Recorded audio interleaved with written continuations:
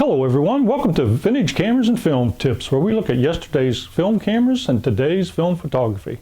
Today we're going to do a real short video on a Crown Graphic. It's going to be a simple video, real simple. Some of you might even think it's crazy to do a video like this, but for the ones that really could use this video, they're not going to think it's so crazy. So anyway, if you could take a moment, hit that subscribe button, give it a thumbs up. Let's get on with the video.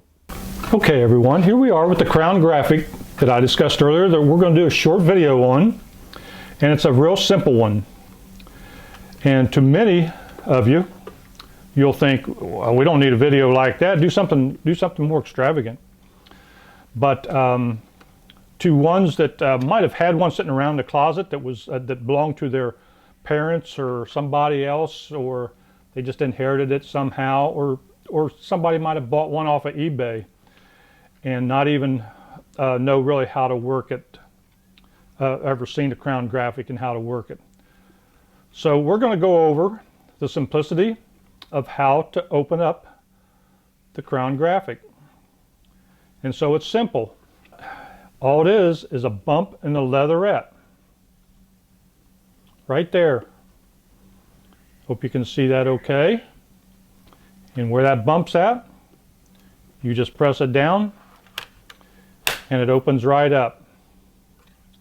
And you can release, pull your bellows out, extend your lens, and get on with taking the picture. But like I say, many of you will say we didn't need a simple thing like that. Well, some of us would. So it's right there. It releases the little tab there, pushes it down. But it's easy to forget that it's there. If you've had a camera sitting around for a long time and haven't used it for 20 years, it would be easy to forget. Like I say, if you've got one in the closet and never even ever looked at it, you would never know how to open it. And rather than damaging it, trying to pull it out somehow with the focus adjusters, or trying to figure out how to do it, like here's the release, shutter release, you would think maybe that would open it, and never really pay attention to just a small bump in the leatherette. So that's it for today's video. And like I say, some of you don't need it. Some of you need it. So I hope the ones that needed it, and even the ones that didn't need it, if you could again give us a thumbs up and subscribe to the channel, it certainly would be appreciated. So until next time, get out your camera, some film, and get out and shoot some pictures.